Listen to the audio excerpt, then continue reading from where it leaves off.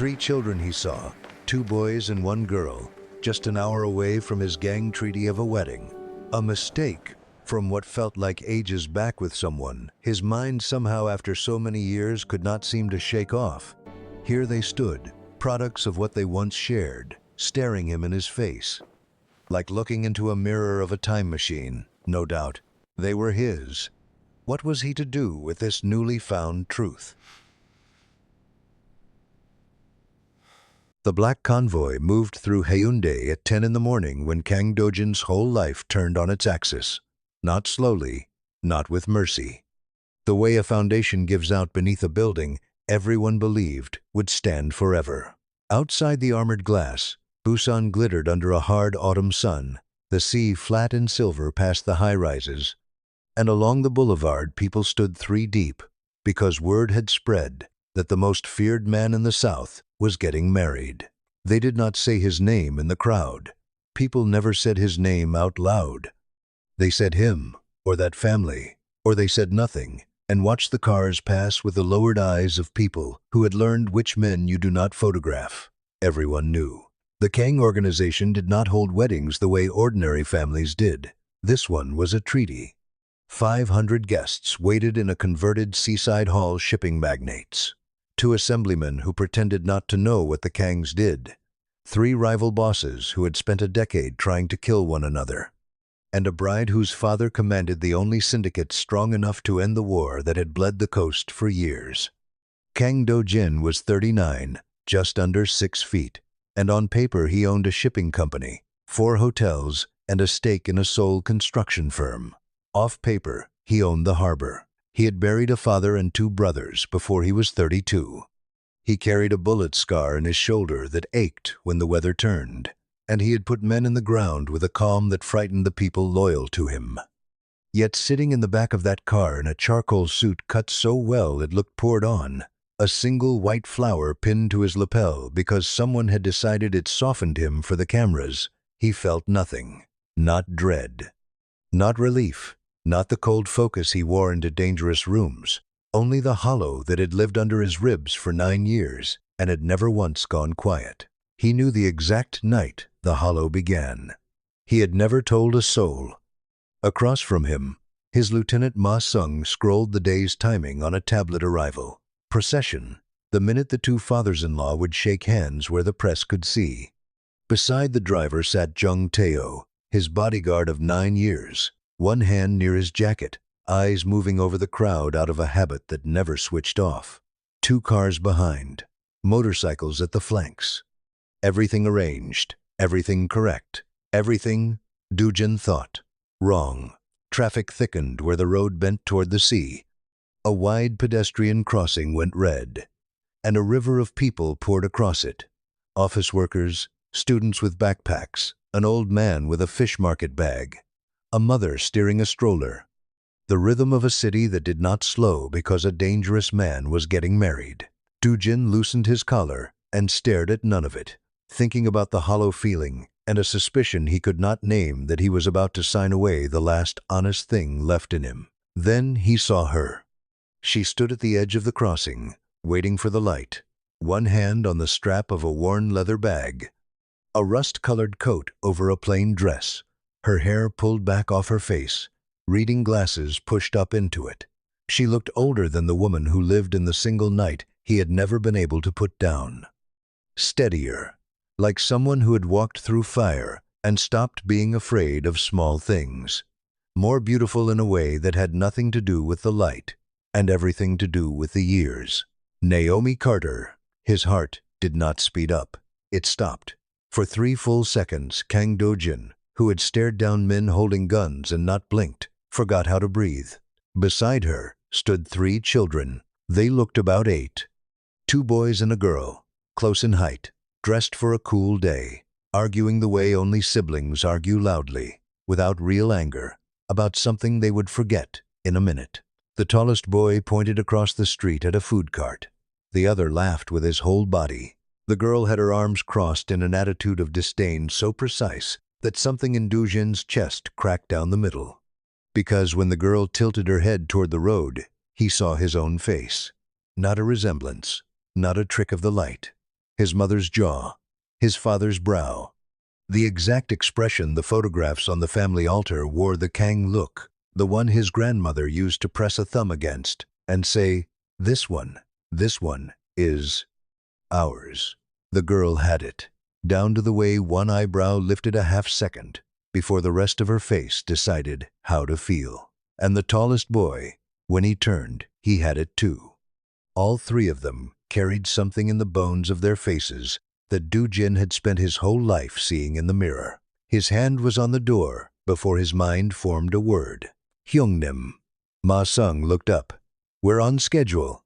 The procession starts in... Stop the car. Teo turned from the front seat.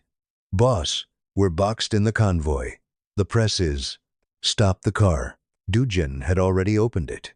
The noise of the city rushed in engines, gulls, the chop of a news helicopter above the hall. He stepped into the road in a suit worth more than most of those people earned in a year and walked toward the crossing, ignoring the shock behind him, ignoring Teo barking into his sleeve, ignoring two men scrambling from the trailing car, ignoring the first bursts of camera flash as someone with a long lens realized who had abandoned his own motorcade. He saw only her. Naomi saw him the instant he reached the curb. She went still. The strap slid off her shoulder, and she caught the bag against her hip without looking, the way you catch something you have caught 1,000 times, and her eyes never left his face. The three children fell silent, feeling the air change the way children do, long before they understand what it means. 9 years. 9 years since one night that had rearranged him. 9 years of turning it over in the dark. Who was she really? Where did she go? They stood 3 feet apart while the crossing signal counted down and the city moved around them like water around 2 stones. Naomi. His voice came out lower than he meant. Her jaw set, her eyes filled but did not spill. She had the look of a woman who had rehearsed this moment 1,000 times in the dark and, standing inside it, found every rehearsal useless. Do-jin. His name, nothing after it. His eyes went to the children and could not come back. The 2 boys watched him with enormous, wary eyes. The girl watched him with open, fearless curiosity. He looked at their faces, his face, 3 times over, and the ground tilted. Are they? He could not finish it. Yes, Naomi said quietly. His men reached him and formed a loose wall between the small group and the crowd surging behind the barrier. A reporter shouted his family name. A drone found them and hung there humming. Ma Sung appeared at his elbow, whispering about the time, the fathers, the optics, the 100 things that would break if they broke the schedule. Do-jin heard none of it. He looked back at Naomi and asked the only question that existed. Why didn't you tell me?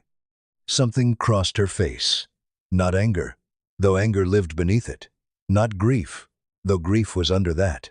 It was the expression of a person who has carried a wrong so long, the weight of it has stopped being a burden and become part of the shape of who she is. She looked at him for a long, level moment. I tried. For more than a year, I tried. Your uncle made sure the message never reached you. The pavement dropped away beneath him. He heard Ma Sung stop mid-sentence. He heard Teo shift his weight. He heard the helicopter and the crowd and the machinery of the day, all of it from far off, as though he had sunk 30 feet below the surface of everything. What did you say? You heard me. But Do-jin, her eyes went to the children and back. We are not doing this on a street corner, while you're an hour from marrying someone else. Not like this.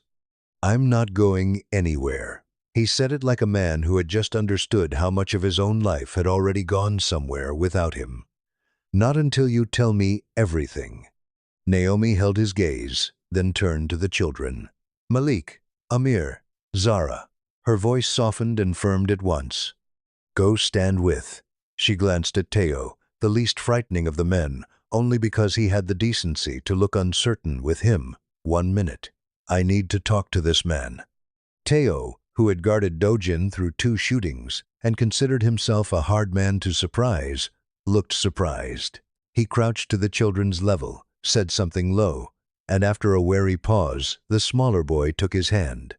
Naomi drew a slow breath. "You really don't remember it the way I do," she said. "You had somewhere to be by morning. I never expected you to come back. I want you to understand that before I say the rest, I never came looking to trap you. I came looking because I was pregnant and terrified, and you were the only person in this country who knew me at all." His chest closed like a fist. "When? 9 years ago. 6 weeks after the night at the hospital, I was late, and then I was more than late. And then I was sitting in a clinic staring at a screen while a technician counted heartbeats."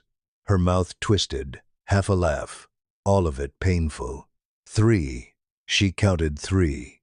I laughed, and then I cried, right there on the table. Because I was a contract nurse 8,000 miles from home, and I had just found out I was going to have 3 children by a man whose full name I wasn't even sure of. 3, he repeated. The word did not fit in his mouth. 3. She nodded, and her eyes went to Malik and Amir and Zara, and the love in them was so fierce that Do-jin felt ashamed of every year he had spent believing he had nothing left to lose. "I went looking for you. You'd told me almost nothing, but I knew the company name, so I went to the office. It took me weeks to get past the front desk, and then, one afternoon, instead of you, your uncle received me. Byung-chul." He was calm, polite, the way a man is polite right before he ruins you. He already knew who I was. He'd had someone find out everything about me before I ever got that far. He sat me down in a room with tea I didn't touch, and he told me you were gone. I was in a cell. Do-jin's voice was barely audible. The Yeongdo raid.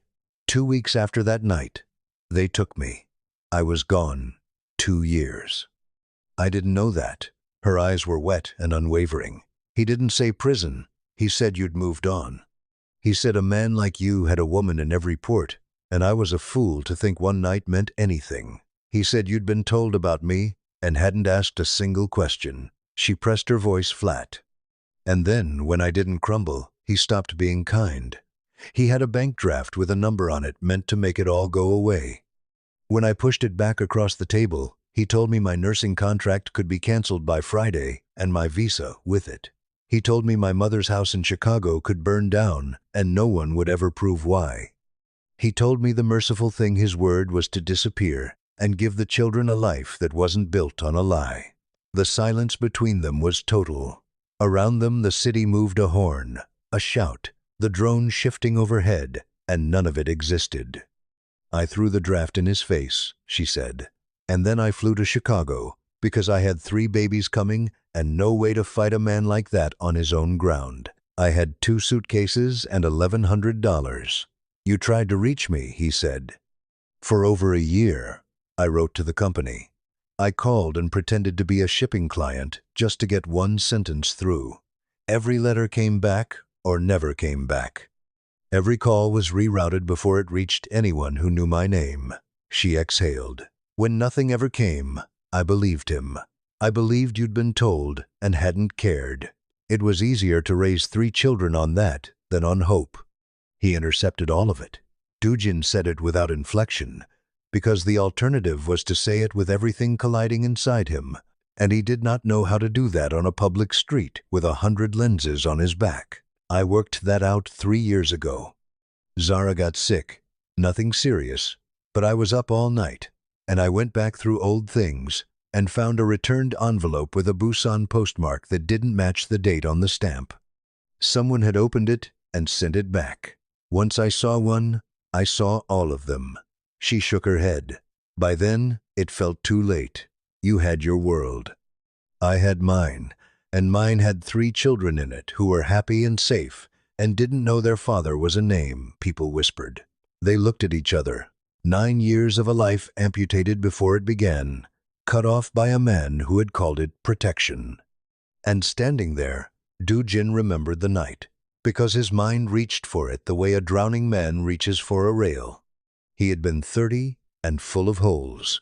A deal on the water had gone wrong, and a rival's man had put 2 rounds into him before Teo put the rival down. And Do-jin had been bleeding out in the back of a car when someone made the decision not to drive to a clinic that asked questions, but to the nearest emergency room, where a foreign nurse was working a night shift no one else wanted. He remembered the fluorescent light and the woman in scrubs who took one look at the men filling her trauma bay armed, silent, dangerous, and said, in accented Korean and then in flat English, when the Korean didn't move them fast enough, that they could put the guns away or she could let their boss bleed out. Their choice, but they were not doing both.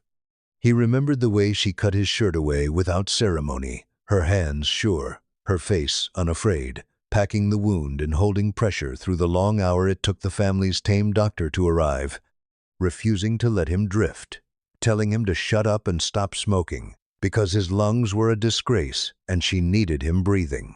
He had stayed 3 nights in a quiet ward the family paid to keep quiet, and she had been the nurse on those nights.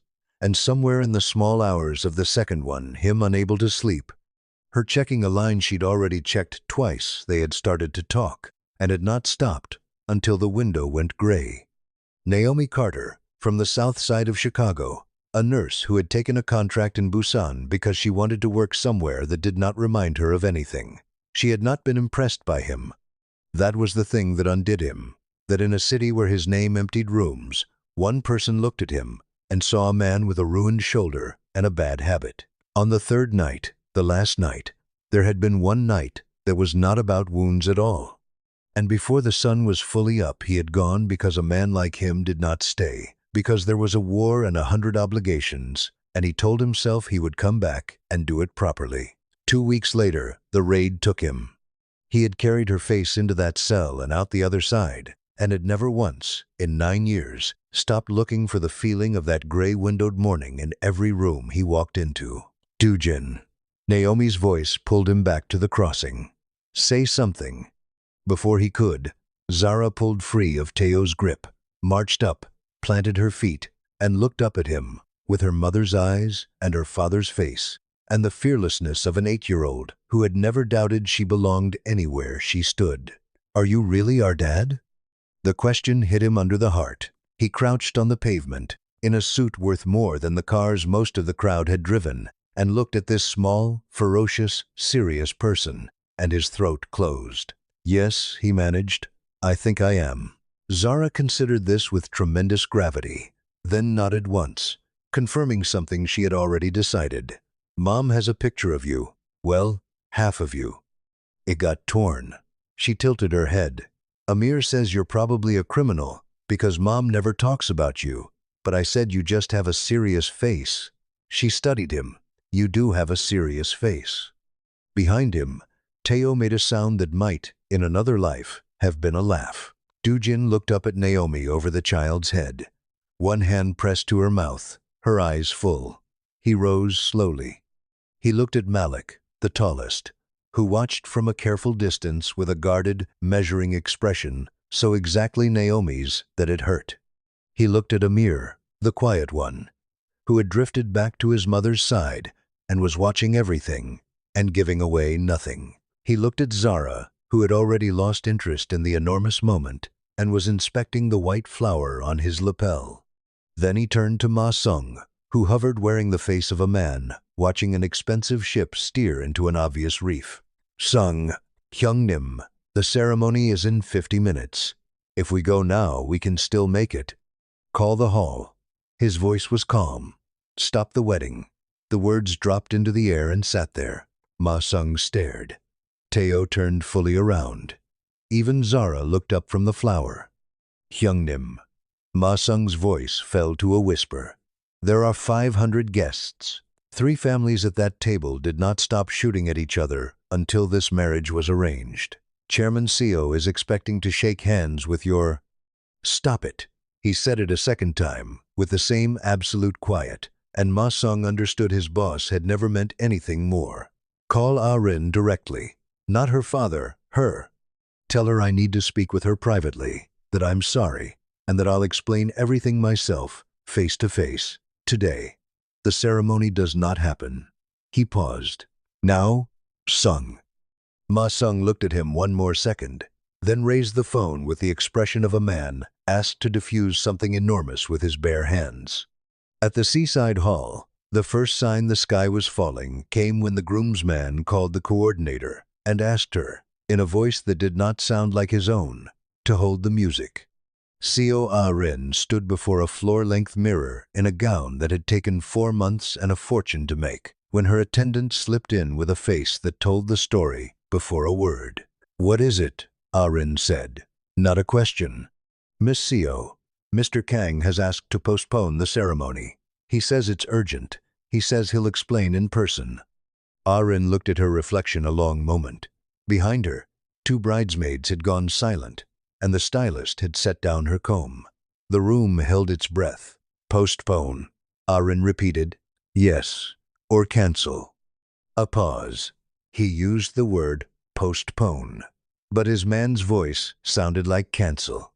Here was the thing no one in that room expected.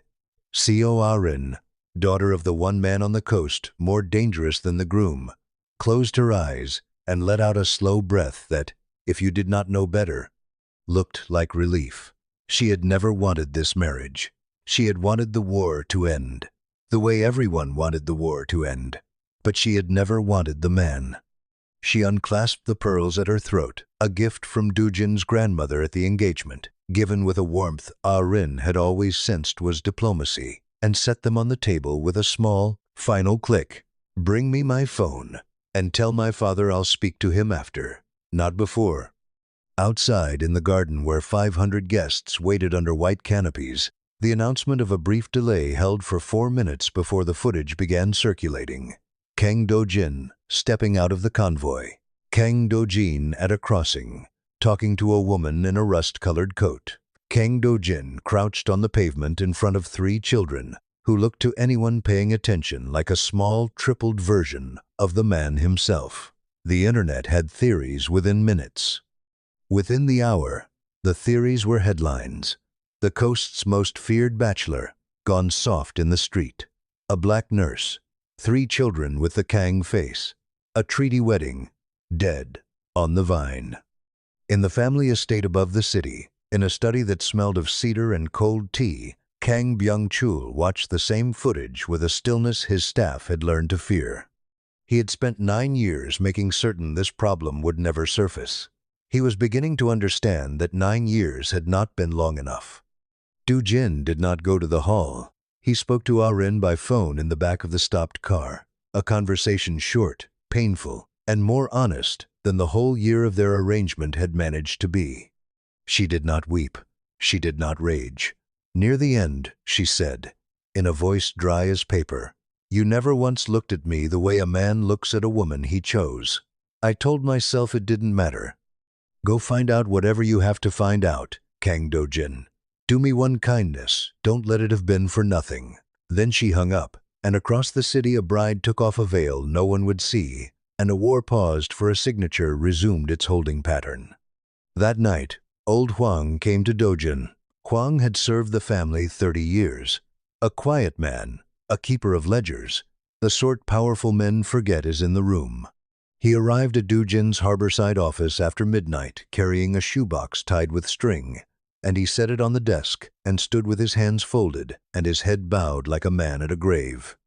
"I should have brought this to you years ago," Hwang said. "I told myself it wasn't my place. I told myself a servant who speaks is a servant who ends up in the water. But I was in the house the day that young woman came asking for you, and I saw her face when she left, and I have carried it for 9 years. I am too old now to be a coward and call it loyalty." Do-jin cut the string. Inside were photocopies. The bank draft. Refused. Returned. Kept. A logbook in Hwang's small script recording the dates a man named Payo had been paid to intercept mail from the United States. 11 entries across 14 months. A dossier the uncle had commissioned on Naomi, her contract, her mother's address, everything a man gathers when he intends to make a threat land. And a single photograph Hwang had taken through a doorway. Byung-chul, seated at the receiving room table, and across from him a young woman with her hand raised, palm out, pushing something back. Do-jin looked at that photograph for a long time. "Why keep it?" he asked. "Because I did not know what else to do with the weight of it," Hwang said. and because I hoped one day someone would ask. Do-jin drove to the estate the next morning.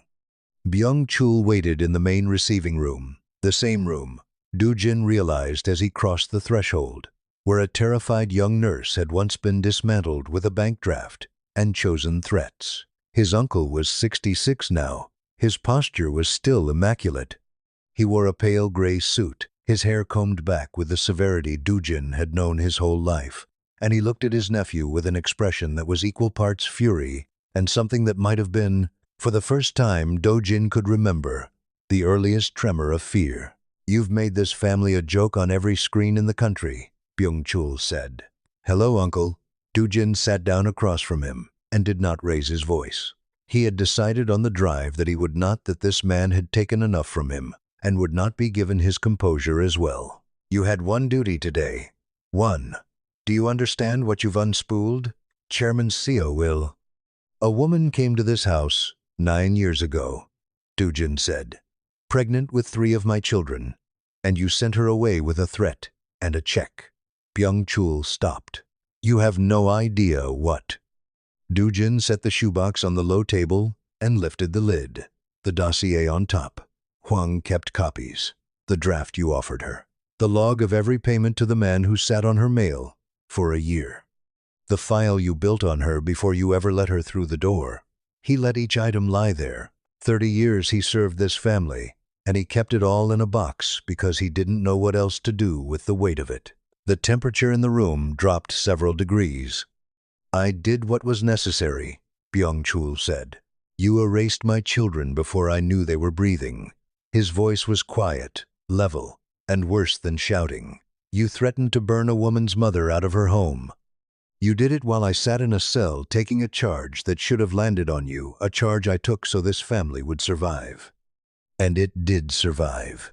Byung-chul leaned forward. "Because I made the hard choice you were too young and too besotted to make. A foreign nurse, an American. A black woman and 3 half-blood children in the middle of a case and a war. Do you know what that would have cost us? The Seo family would never have come to the table. Half the men who follow you would have walked. I protected the organization. I protected you. You knew there were 3. Silence. You knew." Do-jin watched his uncle's face, and something moved across it. A flicker, controlled almost at once, not quite fast enough. "You had a file on her before she said a word. You knew she was carrying my children, and you sent her across an ocean because they were inconvenient to a strategy." Byung-chul looked away the first time in Do-jin's memory. The older man broke a gaze first. His eyes went to the window, to the sea beyond the pines. "I thought," he began. "I don't care what you thought." Do-jin stood. "I want you to understand what you did. You took 3 children from their father before he could even learn their names. You built 9 years of absence out of paper and fear. Then you sat across this room from me at 100 dinners while I asked you, Uncle, whether you thought a man like me would ever have a family, and you looked me in the eye and told me the life didn't allow for one. I was protecting the family.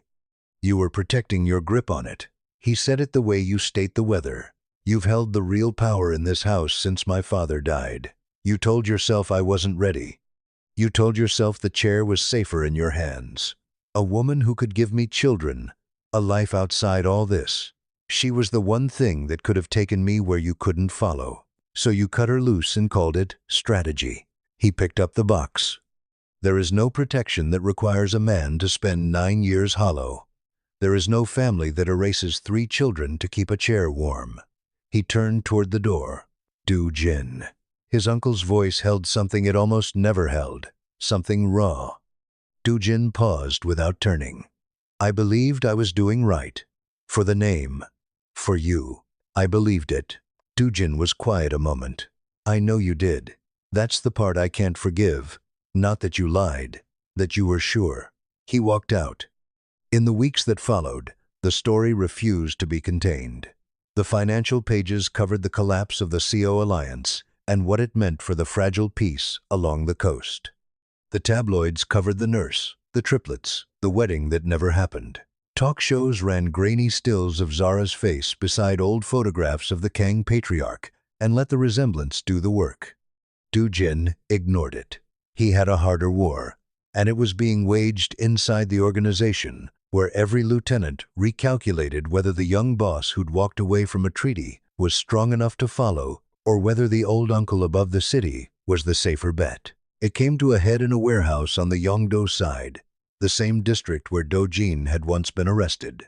He called every captain to a single table and let them see him for what he was. Byung-chul's men sat on one side, silent, testing, when Captain O, the loudest of them, said what the others were thinking, that a boss who canceled a war-ending marriage over a foreign woman and 3 children he'd never met was a boss who put his heart before the family. Do-jin did not shout. He slid the shoebox down the length of the table and told them to read. He watched their faces change as the dossier and the payment log passed hand to hand, as it became clear how long and how carefully their acting patriarch had lied to the man they had bled for. By the time the box reached the far end, the room had turned, not out of sentiment, out of the oldest law they knew. A man who would hide a boss's own children from him for 9 years would hide anything from anyone. The faction that stayed loyal to Byung-chul did not go quietly. There was a night on the harbor road Do-jin would never describe to Naomi in full headlights on wet asphalt, a car that would not stop, Teo pulling him down behind an engine block while glass came apart above them. Do-jin ended it the way his world ended things, and 2 men who had once called him Hyung-nim did not go home. He stood in the rain afterward with his hands shaking, not from fear, and understood in his bones that this was the exact life Byung-chul had claimed to be protecting when he sent Naomi away, and that no child of his would ever be raised inside it. When the dust settled, the chair was his, undisputed, and the man who had stolen his life was left with a title and no power, an old man in a big house, watched by staff who no longer feared him. But before any of that finished, there were 3 children who did not know him, and a woman who had every reason never to let him near them. He did not push. He asked Naomi for a single meeting, on her ground, in a bright cafe, 2 streets. From the small apartment where she had rebuilt her life, she had come back to Busan a year earlier, quietly, for a hospital post she had earned on her own merits, in a neighborhood where no one cared whose father was whose. He came with no men and no car left running at the curb, and he laid it out plainly. He had missed 9 years. He could not get back. He would not force his way into their lives, and whatever place he was allowed would be a place he earned. Naomi listened with her arms folded and her nurse's eyes that had seen every kind of man lie, and at the end she said she would let him meet them once, and that the rest depended entirely on him. The first time he tried to help Malik with his math homework, the boy sat across the kitchen table with his arms folded and his jaw set at an angle so precisely his mother's that Do-jin had to look at the wall a moment to steady himself. "You don't have to do this," Malik said. "I know. Mom did everything by herself. We were fine." "Yes," Do-jin said, looking at his son directly. "You were. That doesn't mean I don't want to be here now." Malik turned his pencil over. "Why weren't you here before?" It was the question that mattered, the one that deserved a true answer, not a comfortable one. "Because a man in our family made sure I didn't know you existed. And I won't lie to you and pretend I'm not going to be angry about that for the rest of my life." He paused. "But I'm here now, Malik. That's the only thing I have to give you. I can't get back the years that are gone. I can only be here for the ones that are left." Malik studied him with his mother's watchful eyes, eyes that gave nothing away until they decided to. Then he uncapped his pencil, pushed the textbook across the table, and pointed at problem 7. Progress. Zara was a different weather system. She had decided, on the pavement that first morning, that Do-jin was her father, and having decided it, considered the matter closed. She began arriving. She showed up at his rented rooms with a backpack and demanded to know why he owned no snacks. She informed him his serious face was fine, but that he should smile more or people would think he was a criminal, then squinted and asked whether he was, in fact, a criminal. And Do-jin, who had never told the full truth about that to anyone, found himself unable to lie to an 8-year-old holding a juice box. "I've done things I'm not proud of," he said carefully. Zara considered this. "Everybody's done things they're not proud of. I put gum in Amir's hair once and said it was an accident, and it wasn't." She took a sip. "Are you going to stop doing the bad things?" "I'm trying to." "Okay." And that, for Zara, was that. The trying was not a figure of speech. Do-jin spent those months doing what Byung-chul had sworn no Kang could survive. Pulling the organization out of the ugliest of its trades and turning the harbor holdings toward the parts of the business that could stand daylight. It cost him. It cost him allies and money and a measure of the fear that had kept him alive. He did it anyway, one account at a time. Because every evening he walked to a small apartment where a boy showed him a math problem and a girl told him he needed better snacks. And a third child watched from the doorway, deciding whether to trust him, and none of the old arithmetic held up against that. Naomi watched him do it and did not trust it for a long while, and she was right not to. She had learned the hard way what his world took from women who came near him. Late one night, over cold tea at her kitchen table, she told him about the Chicago years, the first winter in her mother's spare room. 3 babies born 7 weeks early, and small enough that she could cup a head in one palm. The 2 jobs, the nursing shifts she worked with, a baby monitor clipped to her scrubs. She told him about the night all 3 ran fevers at once, and she sat on the bathroom floor in the steam, rotating them in her arms until dawn, and how she had wanted, more than she had ever wanted anything, to call someone anyone who was theirs. She did not tell him to make him ache. She told him so he would understand that the family she had built was load-bearing, that it had been built without him and could stand without him, and that if he wanted a place in it, he would have to be someone she could set weight on and trust it would not give way. "I'm not asking you to trust the man I was," he said. "I'm asking you to watch the man I'm becoming." "I am watching," she said. "That's the only reason you're still at my table." It was Amir who came to him 3 weeks later, the quiet one, the middle child by 4 minutes, who absorbed everything and let himself feel it in private, on his own schedule, and not 1 second before.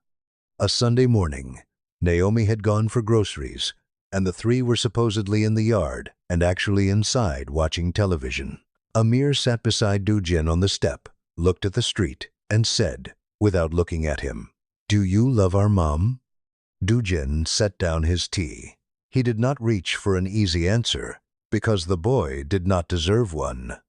"I had one night with your mother 9 years ago," he said finally. "One. And I have spent every year since walking into rooms, hoping to feel again what I felt in that one. I never did. I told myself it was a memory I'd made too large.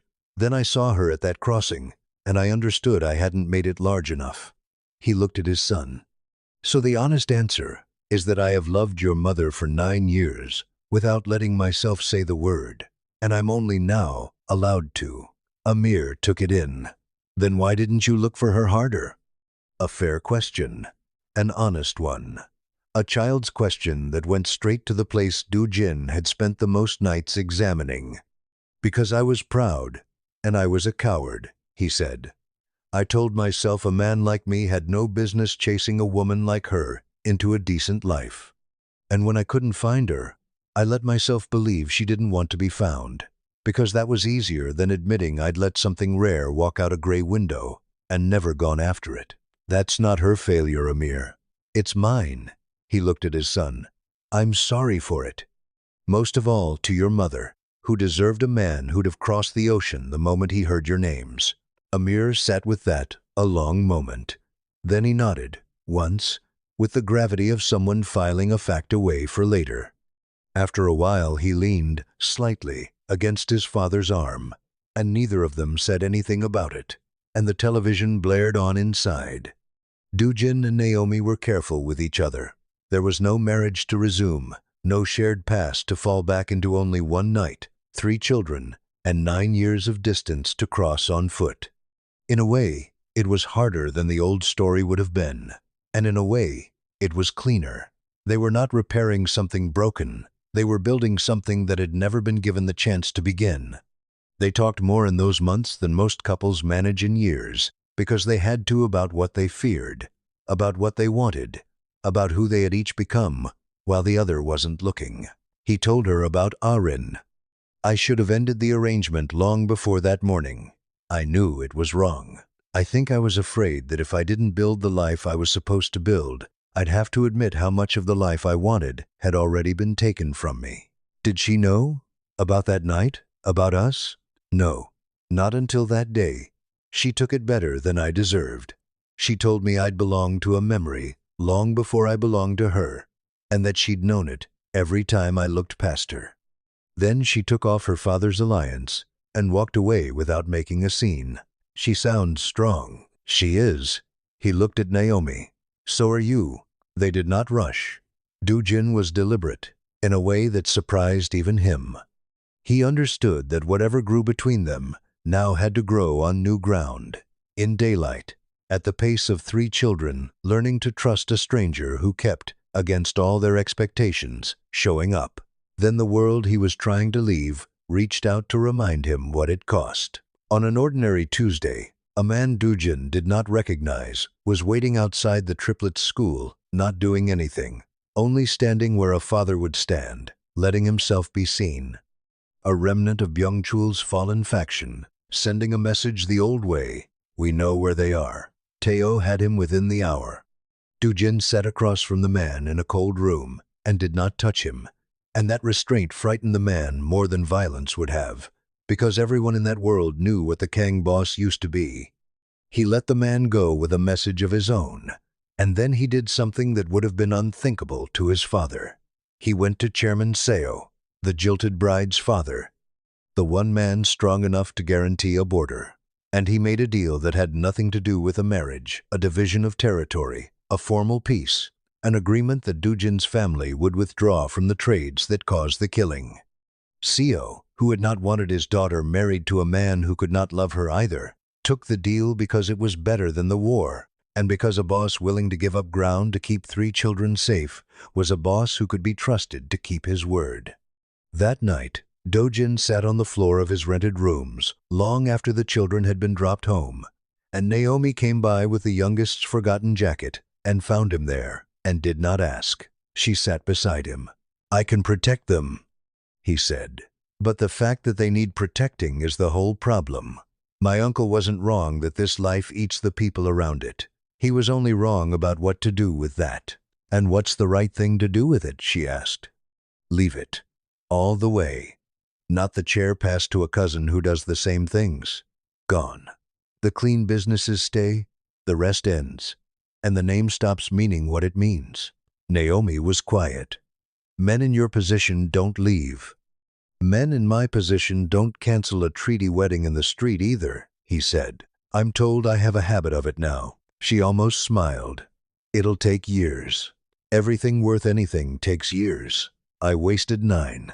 I'm not frightened of a few more. What happened with Byung-chul came in its own time, the way certain things arrive in their own time and cannot be forced without breaking. His grip was gone. The harbor answered to Do-jin. Then, in the 4th month, the last of the loyal remnant made a move on the estate above the city, a message meant for Do-jin, delivered to the house where the old man still lived. Byung-chul was hit, not killed, but the surgery was long, and afterward he was smaller, grayer, a diminished figure in a bed, stripped of the armor of his suits and his certainty. His staff called Do-jin. Do-jin went. He had not expected the triplets to insist on coming, but they did all their small ferocity aligned. Naomi offered to keep them home. They refused, and it was Malik who ended the debate with the flat directness his father used. He's still family. Whatever he did, he's the reason we exist. Because he's the reason you exist. So we're going. Byung-chul was propped up in the hospital bed when they came in. He looked at the 3 children, and something happened in his face that Do-jin had not seen since he was very small, since before his own father died, and this man armored himself against the world and decided love was a strategy, rather than a feeling, something uncomposed, something he could not control. Zara walked to the bedside and looked at him with tremendous seriousness. You're the one who sent our mom away before we were even born. The old man's throat worked. Yes, that was really bad. Yes, it was. Zara studied him. But you're not allowed to die yet. We just found out you exist. And Mom says people don't get to leave before they say sorry properly. Byung-chul made a sound entirely unlike him, caught between a laugh and a sob. Malik stood near the door with his arms folded and his eyes soft.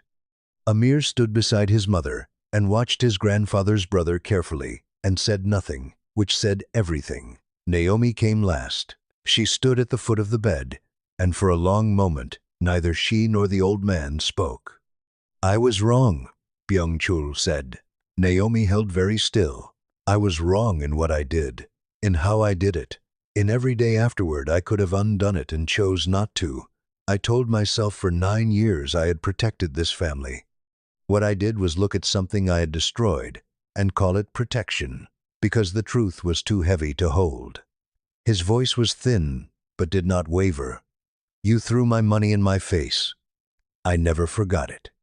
I told everyone you took it. You didn't. You had $1,100 and my threats in your ears and 3 children coming, and you threw it in my face anyway. I have thought about that more than you would believe.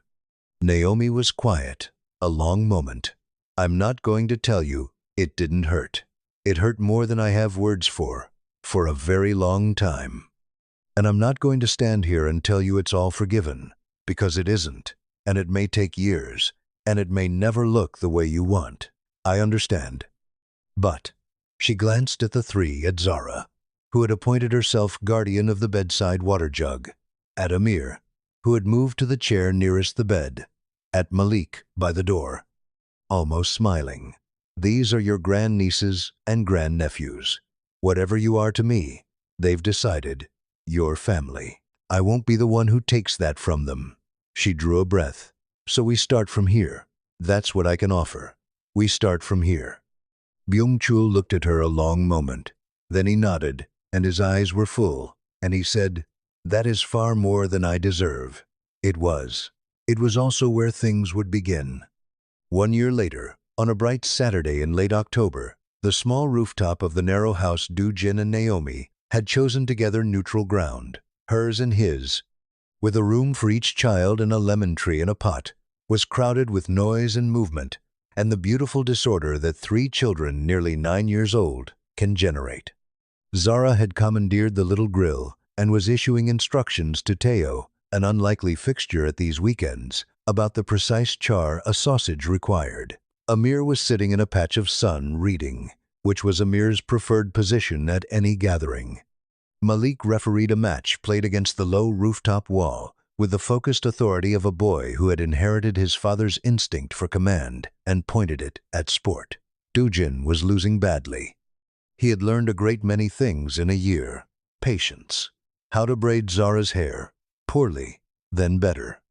How to sit through the same conversation about the same video game 7 times in one evening and mean his interest every time. How to walk into a school hallway and be nobody's boss and everybody's father. He had learned to hand off, piece by piece, a business built on fear, and to feel the fear leave his own body as it did. He had not learned to keep up with 3 merciless children and a ball on a small rooftop. And when he lunged a 5th time, all 3 tackled him at once, and the whole pile of them went down in a heap of laughter against the warm concrete. Naomi watched from the bench by the lemon tree, iced tea sweating in her hand, the late light gold on her face, laughing the way she laughed only when she was completely, unguardedly happy, the laugh he remembered from a gray-windowed morning 9 years and a lifetime ago, the one he had walked into 100 rooms, hoping to hear again. After a while, Do-jin extracted himself from the pile and sat beside her, grass-stained and out of breath. They watched the children. Zara had abandoned the grill and was trying to teach Teo a trick with the ball that was not working. Amir had put his book down and joined the game, which meant it had reached a level of competitiveness even a dedicated reader couldn't resist. Malik provided commentary. No one heeded. Do you regret it? Naomi asked. He knew what she meant. Not the specific wedding, not the day, all of it. The choice, the cost, the night on the harbor road, the men he had lost and the ones he had cut loose, the territory he had given away.